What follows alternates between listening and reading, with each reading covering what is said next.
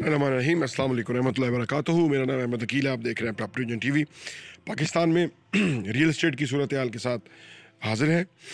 गुज़श्ता एक माह के दौरान जो सियासी तौर पे काफ़ी उखाड़ पुछाड़ रहा, सियासी अदम इस्तेहकाम के साथ साथ जो मुआशी मुश्किलात के अंदर पाकिस्तान फंसा हुआ है, जब से रजीम चेंज ऑपरेशन हुआ उसके बाद से रियल एस्टेट जो है वो डिक्लाइन का शिकार है।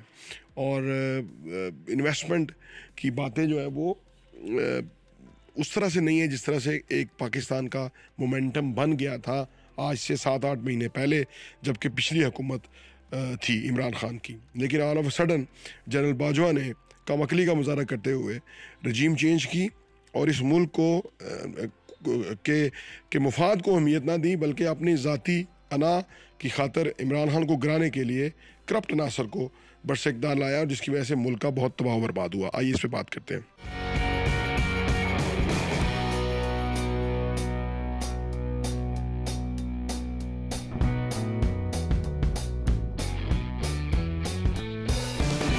Welcome back. जब ये रजीम चेंज ऑपरेशन हुआ तो उससे पहले पाकिस्तान बड़ी मुस्तहकम पोजीशन पे चल रहा था। $20 अरब के करीब रिजर्व्स थे पाकिस्तान के अंदर, इंडस्ट्री चल रही थी, एम्प्लॉयमेंट मिल रहा था लोगों को, और पाकिस्तान का अब दुनिया भर के अंदर एक मकाम मरतबे में बेहतरी आई हुई थी। लेकिन उसमें एक शख्स की ज़ाती अना इन्वॉल्व होगी जिसका नाम जनरल बाजवा था, जो बहुत ज़िलो ख्वार हुआ, जो कि जब से जितने भी आर्मी चीफ आए हैं सबसे ज़्यादा जलील ये शख्स हुआ है अपने करतूतों की वजह से। कम अकल इंसान था जिसने बुनियादी तौर पे भौंडे तरीके से रजीम चेंज की, एक चलती हुकूमत को गिराया और उन चोर अनासर को लाया और उनके जो केसेस थे माफ़ किए, उनको फ़ायदे पहुंचाए, फिर ख़ुद 12.5 अरब का जो पैसा अपनी बहू के नाम के ऊपर कराया, जो उसका समधी था मिठू, जिसके तहत वो काम करता था और लेन देन करता था। जो हाउसिंग सोसाइटियों के मालकान ने उसको मकान दिए, प्लाट दिए, घर दिए, प्रॉपर्टियाँ दी, प्लाजे दिए। जिस तरह से उसने लूट मार की, बहुत छोटा इंसान, छिछोरा इंसान नज़र आया जिसने मुल्क को तबाह बर्बाद कर दिया। और आज भी कुछ अनासर जो है उसके एहसान के नीचे हैं। आप सोचिए कि पूरे मुल्क का जो मुकद्दर था उसको उसने ख़राबी से उसको हमकिनार कर दिया, और आज IMF जो है अपना रिव्यू प्रोग्राम भी नहीं कर रहा। जिस अमेरिका के बारे में बातें करते थे सियासतदान कि जी इमरान खान ने अमेरिका को नाराज़ कर दिया, उस अमेरिका ने इनको घास नहीं डाली, सऊदी अरब ने पैसा नहीं दिया, कतर इतना बड़ा वर्ल्ड कप कर गया, इतने बड़े बजट लगाया, इनको एक आना नहीं दिया है जी। और ये जो है वो जो $100 नीचे करने आया था, वो नाकाम इंसान जो बेसिकली बनाए तो वो मुंशी है, एक ख़ानदान का मुंशी था, बाप उसका साइकिलों की दुकान थी, और वो उसने भड़क मारी थी कि मैं 200 से नीचे डॉलर को ले आऊँगा। अब डॉलर कहाँ का कहाँ है, और उसकी शक्ल पे ऊपर 12 बजे हुए हैं, मुल्क चल नहीं रहा। आगे इलेक्शन करा ही रहे क्योंकि आगे उन्हें पता है कि आगे बहुत बड़ी खाई है, इमरान खान की जो सियासी पॉपुलैरिटी है वो बहुत ज़्यादा है, इनके हाथ से गेम निकल जाएगी।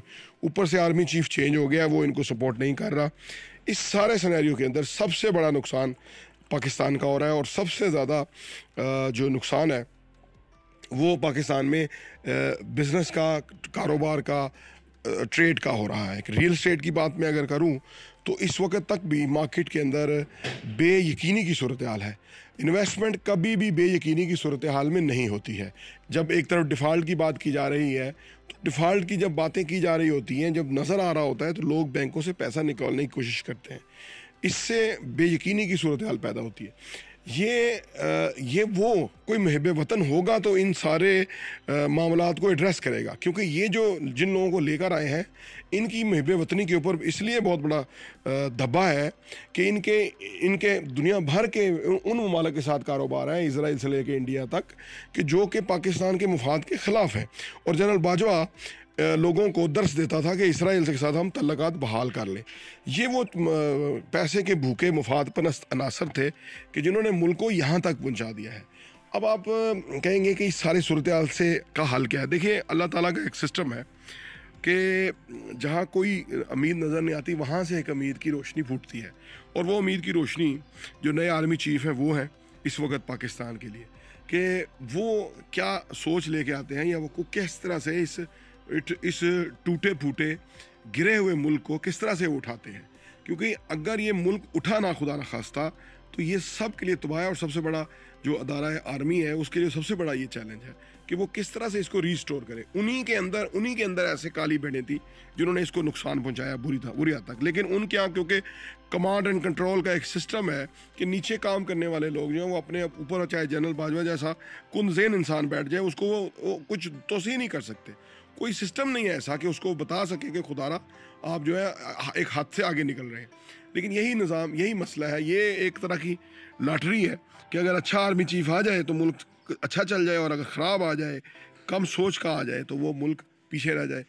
अब सूरत हाल में हम जब गिर गए हैं, जिस सूरत हाल के अंदर, इससे निकलने के लिए अल्लाह ताला से दुआओं की दरख्वास्त है कि अल्लाह से दुआ करें कि अल्लाह किसी ऐसे इंसान को जैसे ये मौजूदा आर्मी चीफ है, इनको कैसी सोच अता करे, हिम्मत अता करे कि ये मुल्क को वापस एक बेहतरी की पोजीशन पे, आज से 7-8 महीने पहले वाली पोजीशन पे ले जाए, जहां पाकिस्तान के 20 अरब डॉलर के रिजर्व से, जहां पाकिस्तान को कोई मसला मसाइल नहीं थे बज़ाहिर इतने बड़े, जिस तरह के चैलेंजेस आज हैं। आज हमारे रिजर्व्स कोई नहीं है, 3 अरब डॉलर सऊदीया का है, 2 अरब डॉलर चाइना का है, बाकी हमारे 1 अरब डॉलर भी नहीं है। और आप सोचिए कि किस तरह से ये मुल्क चलता है। बहरहाल ये लोग, क्योंकि ये लोग तो बिल्कुल फेल थे, नाकाम थे, और यहाँ से लोगों ने इनको नज़रअंदाज किया था, बल्कि लोगों ने रिजेक्ट किया हुआ था। लेकिन उस आर्मी चीफ ने मुल्क के लिए साथ खलवाड़ किया और इनको लेके हमारे ऊपर हुक्मरान बना के चला गया, और इन्होंने अपने दोनों ने फ़ायदे उठा लिए, हर एक बंदे को फ़ायदा पहुंचाया, इस तरह की कानून साजी की। लेकिन इनका अंजाम बुरा होगा, क्योंकि जितनी बदवाएं इन सियासी कल्चर के लोगों ने उठा ली हैं, या जनरल बाजवा ने जितनी बदवाएं समेटी हैं, शायद ही किसी और के हिस्से में आई हों, और अभी भी वो जारी हैं, और उनमें कई गुना इजाफा होता जाएगा। और जूँ जूँ हम आगे बढ़ेंगे आने वाली ज़िंदगी में, तारीख़ में इन बद किरदारों का जो है वो बुरा हशर होगा, और इनको लोग बहुत गंदे गलीज़ नामों से याद किया करेंगे, क्योंकि इस तरह के जो मीर जाफ़र मीर सादक हैं वो कौमों को तबाह करने का बायस बनते हैं, और ये उनके अंदर ही होते हैं। तो ये आज के मीर जाफ़र मीर सादक आपने देख लिए, माजी के जो थे वो तो तारीख़ का हिस्सा थे।